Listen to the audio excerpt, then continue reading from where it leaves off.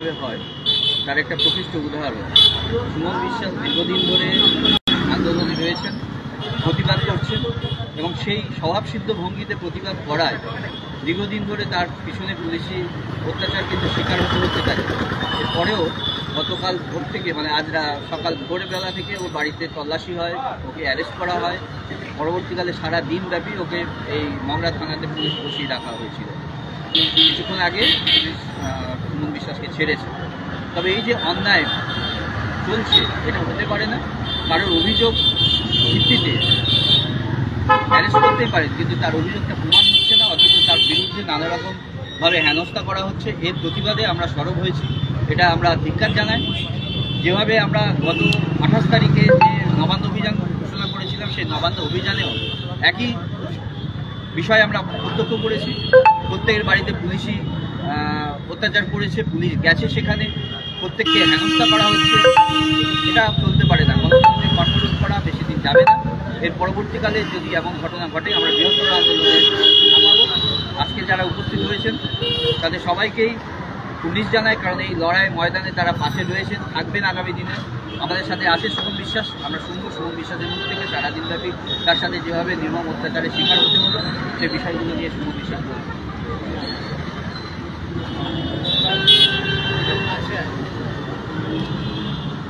আজকের এসএসসি অভিযান ছিল এই মর্মে যে 10 বছর পর কেন আবার পরীক্ষা দেব, আর পরীক্ষা যদি দিতেই হয় 2016 প্যানেলের যারা নন স্পেসিফিক্যালি কেন্দ্রের আর যারা অলরেডি যাবে তারা দেবে। কারণ এই মামলা হচ্ছে এসএসসি 2016 প্যানেলের। এই বিষয় নিয়ে আজকে এসএসসি অভিযান ছিল এবং মাননীয় চেয়ারম্যান সিদ্ধার্থ মজুমদার মহাশয়ের সাথে বিকেল 3টায় আলোচনা করে আমি সুমন বিশ্বাস চিঠি দিয়েছিলাম।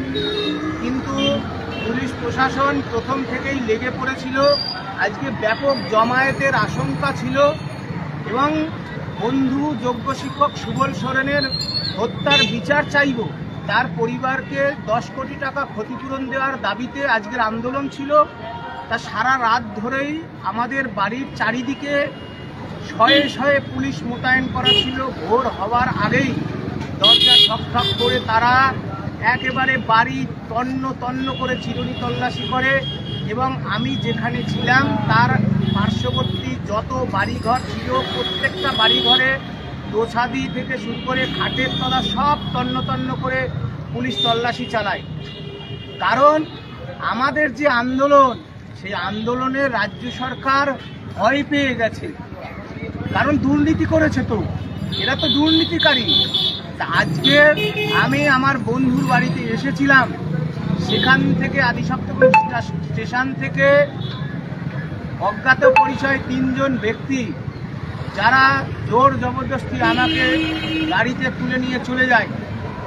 পরে আমার বন্ধুর তৎপরতায় মগরা থানা কিছুই জানতো না। তারপরে সেই মগরা থানাতে আমাকে সারা দিন একটা ঘরে বসিয়ে রাখে। দীর্ঘক্ষণ বসিয়ে রাখার পরে সন্ধ্যেবেলা আমাকে ব্যক্তিগত বন্ডে আমাকে তারা ছেড়ে দেন। আমি বুঝলাম আজকের দিনটা হচ্ছে পশ্চিমবাংলার ক্ষেত্রে কলঙ্কতম দিন। পুলিশ মন্ত্রীর নির্দেশে এই সব কিছু হয়েছে, আমরা ধিক্কার জানাই পুলিশ মন্ত্রীকে। আর সারা দিন ধরে রাজ্যের বিভিন্ন রাজনৈতিক দল, বিরোধী রাজনৈতিক দল, বিরোধী দলনেতা সহ যারা এই অন্যায়ের বিরুদ্ধে প্রতিবাদ জানিয়েছে তাদেরকে আমি ধন্যবাদ জানাই, আমরা ধন্যবাদ জানাই। এবং এখন মগরা থানার সামনে যে ভিডিও করছি আপনারা যাদেরকে দেখতে পাচ্ছেন তাদেরকে সবাইকে ধন্যবাদ। বিশেষ করে হুগলি জেলার কুস্তি ইউনাইটেড প্রাথমিক টিচার অ্যাসোসিয়েশনের সদস্য এবং রাজীব হাসদা সহ রঞ্জিত সোরেন, ইন্দ্রজিৎ দাস সহ যারা এসেছেন তাদের সকলকে ধন্যবাদ জানাই।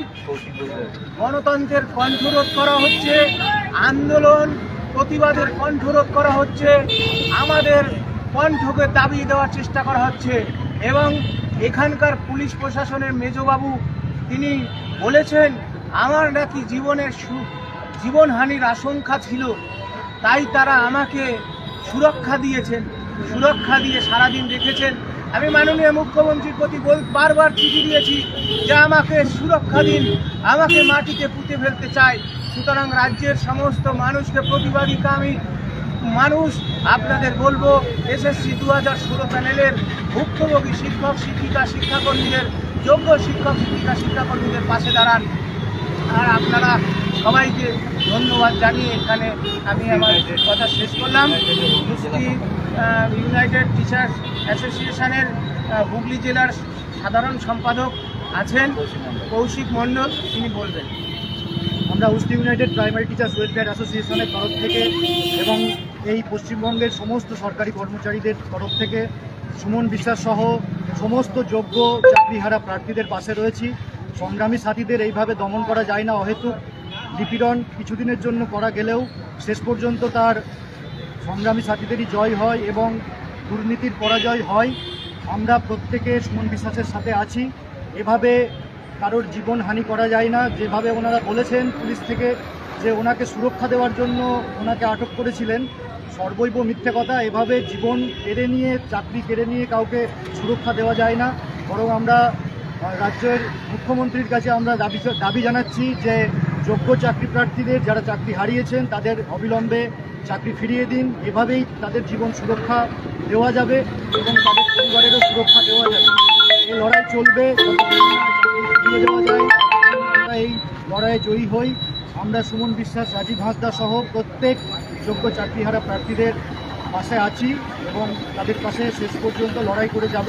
এবং যারা যারা আজকে আমাদের পাশে এসে দাঁড়িয়েছেন, আমাদের সংগঠনের তরফ থেকে সমস্ত শিক্ষক শিক্ষিকা এবং অন্যান্য কর্মচারী যারা আছেন তাদেরকে অশেষ ধন্যবাদ জানাই। ভবিষ্যতে আরও বড় লড়াইয়ে আমাদের পাশে থাকতে হবে। এভাবে কাঁধে কাঁধ মিলিয়ে লড়াই করে জয় ছিনিয়ে আনতে হবে। সকলকে ধন্যবাদ।